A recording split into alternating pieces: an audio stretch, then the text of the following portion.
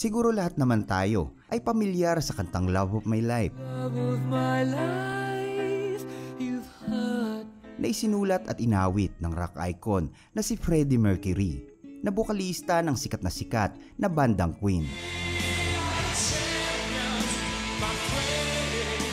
Bagamat bukas man sa publiko ang kanyang pagiging gay o bakla, hindi isinulat ni Freddie ang kantang ito para sa isang lalaki, kundi ito ay inalay niya sa pinakamamahal niyang babae na siyang unang bumihag at nagpatibok sa kanyang puso. Love of my life, don't leave me.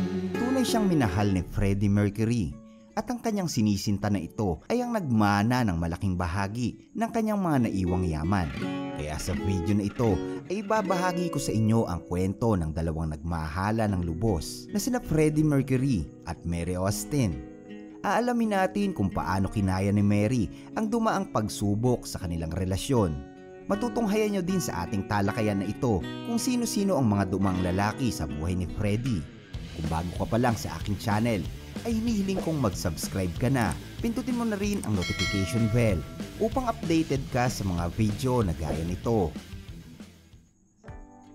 Si Freddie Mercury ay isang pinakamalaking pangalan sa industriya ng musika sa buong mundo dahil mas pinalalim niya pa ang rock music sa pamamagitan ng kanyang napakatinding abilidad sa paglikha ng mga kakaibang awitin. Kagaya na lamang ng paghaluin niya ang rock at opera music sa kanyang makasaysayang kanta na Bohemian Rhapsody.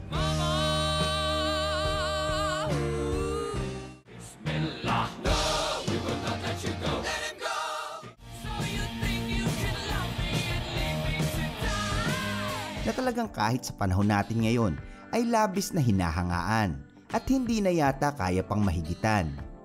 Pero kahit na ganon ay inakala ng karamihan nung panahon nila na ito ay imposibleng mangyari at isang nakakatawang bagay lamang. Sa sobrang sikat nga ni Freddie sa buong mundo, halos na ilahad na sa media ang kanyang buong personal na buhay. Una ay ang matinding pakikipaglaban niya sa AIDS na naging dahilan ng kanyang maagang pagpanaw. Pangalawa naman ay ang kanyang kasarian bilang isang bakla na nung una ay tinatanggi ni Freddie. Pero sa kalaunan ay proud niyang inamin sa publiko ang kanyang pagiging bisexual.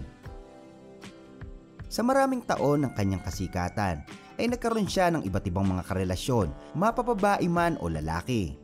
Una ay ang British author na si David Means na nakarelasyon ni Freddie mula 1975 hanggang 1977.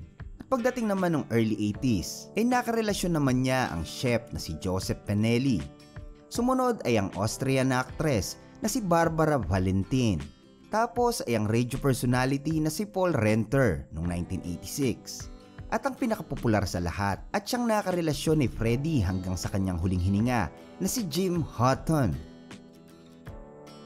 Ngunit sa dinami-dami ng mga kilalang personalidad na kanyang nakarelasyon, tanging isa lang ang itinuturing niya na parang tunay na asawa. Ito ay walang iba kundi ang British na si Mary Austin.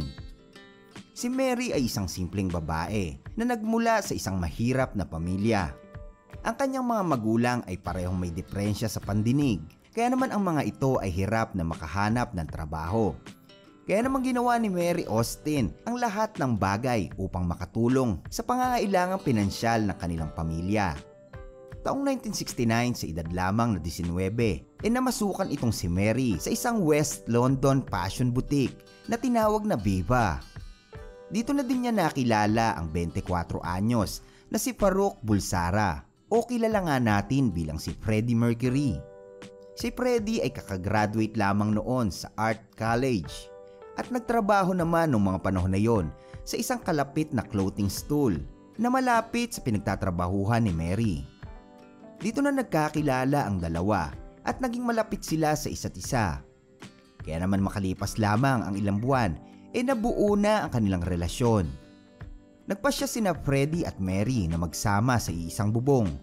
Kaya naman kumuha na sila ng isang maliit na apartment na matatagpuan sa Holland Road sa London. Kasabay naman ito ay ang mga panahon na unti-unti nang nakikilala ang banda ni Freddie na tinatawag niyang Queen. Taong 1973 nang nailabas ng kanilang banda ang kauna-unahan nilang album. At sa kaparehong taon din ay tuluyan ang nag-propose itong si Freddie kay Mary Austin.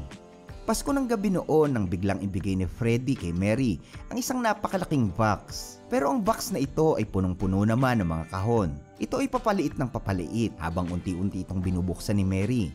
Halatang pinag-isipan at pinaghandaan nito ng gusto ni Freddie. At nang mabuksan ni Mary ang pinakamaliit na kahon ng regalo, ay bumungad sa kanya ang isang napakagandang jade ring.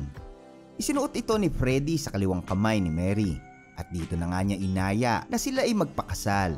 At walang pag-aalinlangan ay binigay ni Mary ang kanyang matamis na oo.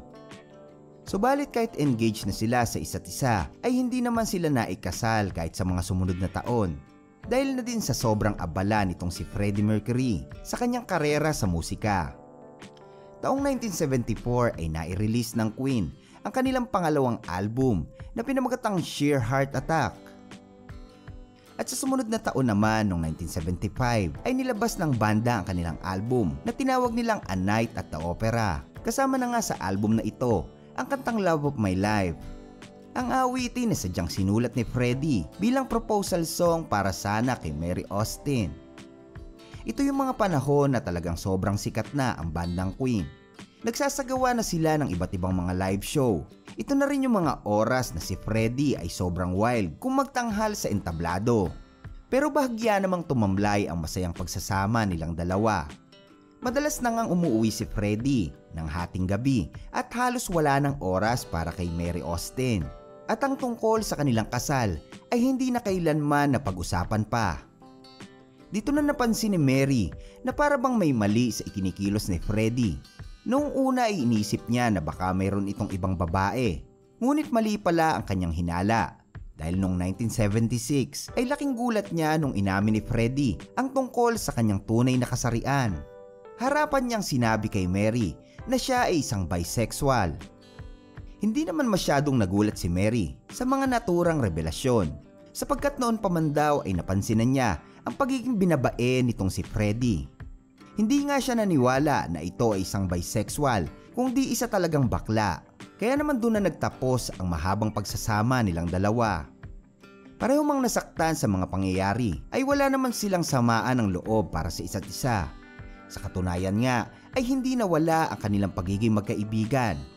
Tanging pisikal na relasyon lang ang naglaho, ngunit ang kanilang pagmamahalan sa isa't isa ay nananatili.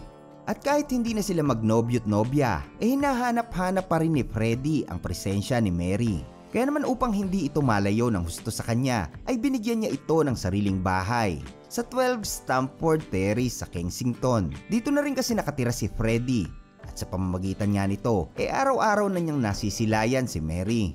At magmula noon ay palagi na niya itong isinasama sa lahat ng mga aktibidad na ginagawa ng kanilang banda. Sa mga concert ng Queen noong late 70s na kung saan si Mary ay mamamataan na nasa likod ng entablado, mga tour, ay hindi nawawala ang mga litrato ni Mary Austin na palaging nasa tabi ni Freddie.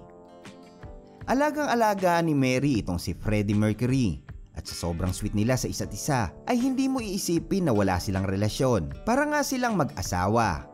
Kahit pa man noong mga oras na yon ay samot-saring lalaki na ang mga nakakarelasyon nitong si Freddie. Minsan nga daw ay tinatanong siya ng mga ito na kung bakit hindi niya pa rin pinapalitan itong si Mary Austin.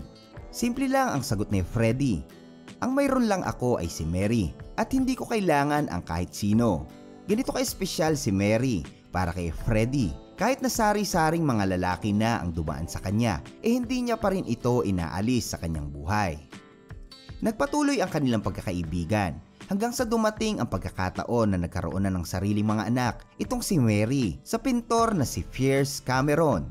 Ganun pa man ay walang nagbago sa kanilang samahan. Madalas pa rin silang magkita at mahal na mahal ni Freddie ang panganay na anak ni Mary na si Richard. Ayon nga sa ibang mga pahayagan na itong asawa ni Mary na si Piers Cameron ay nakakaramdam na ng matinding selos kay Freddie. Lalo na nung pinagbubuntis ni Mary ang pangalawa nilang anak na si Jamie. Dahil palagi niyang dinadalaw si Freddie na noon ay nagdurusa na sa sakit na AIDS sa mismong bahay nito sa Garden Lodge, Kensington na talagang tinututulan ng kanyang asawa na si Cameron. Pero sa kabila ng mga paghihigpit at pagbabawal ng kanyang mister, ay hindi nagpapigil itong si Mary na alagaan ang pinakamamahal na kaibigan. Dahil halos araw-araw na niyang dinadalaw si Freddie at talagang naglalaan ng mahabang oras para lamang ito ay alagaan. Subalit noong November 24, 1991 ay hindi na kinaya ng katawan ni Freddie Mercury ang pinsala na dulot ng sakit na AIDS. Dahil tuluyan na itong namaalam dito sa mundong ibabaw sa edad lamang na 45. Noong September 1991, 2 buwan bago pumanaw itong si Freddie, ay inayos niya ang kanyang last will and testament. Dito ay nakasaad na ang kalahati ng kanyang kabuuang yaman na 75 million pounds ay mapupunta para kay Mary Austin. Kabilang na nga dyan ang Georgian Mansion na nagkakahalaga ng 25 million pounds. Ang iba naman niyang yaman ay napunta sa kanyang mga magulang at kapatid na babae. Nakatanggap din ng 500,000 pounds ang ilan sa kanyang mga naging kaibigan. Isa na nga rito ang huling partner ni Freddie na si Jim Houghton. May ilang mga tagahanga naman at mga gay friends ni Freddie ang hindi sumang-ayon sa pamanang ibinigay niya kay Mary Austin. Pero ayon kay Mary ay nasasaktan daw siya sa mga komento na kanyang natatanggap. Dahil base sa kanyang kwento ay tagapagbantay lamang daw siya ng mga ari-arian ni Freddie at wala siyang karapatan na angkinin ang mga ito. Bago pumanaw si Freddie ay mahigpit niyang ibinilin kay Mary na kunin ang kanyang abo at itago sa isang lugar na walang sino man ang makakaalam. Dahil ayaw daw ni Freddie na maging katulad ng ibang mga yumaong superstar na ang puntod ay pinagkakaguluhan ng mga fans. Makalipas lamang ang ilang buwan mula sa pagpanaw ni Freddie Mercury ay sinilang naman ni Mary ang kanyang pangalawang anak na si Jamie. Pero hindi na rin nagtagal ang relasyon nila ng kanyang asawa na si Cameron. Muli namang nag-asawa si Mary Austin noong 1998. Yan ay ang sa negosyanteng si Nicholas. Ngunit hindi rin sila nagtagal at naghiwalay din noong 2002. Tanging si Freddie Mercury lang pala talaga ang itinuturing ni Mary na hindi nang iwan sa kanya. Akala ni Mary noon na kapag sumikat na si Freddie ay magbabago na ito at tatalikuran na siya. Ngunit nagkamali pala siya sa kanyang akala sapagkat talagang isinama siya ni Freddie sa lahat ng nakuha nitong tagumpay sa buhay. Hindi nga siya nito kinalimutan. At kahit sa mga panahon na alam na ni Freddie na hindi na siya magtatagal, siniguro nito na mabibigyan niya ng marangyang buhay ang pinakamamahal niyang babae na si Mary Austin. Sa ngayon si Mary Austin ay mahigit 72 years old na at sa kasalukuyan ay nakatira pa rin siya sa bahay na ipinamana ni Freddie. Namumuhay siya rito ng mapayapa kasama ang mga alagang pusa. Hindi rin binago ni Mary kailanman ang mga dekorasyon sa loob ng mansyon at hindi nga rin niya ito ginawang museo, alinsunod sa gustong kapayapaan ng kanyang sinisinta na si Freddie Mercury. Salamat mga tropa sa inyong pakikinig.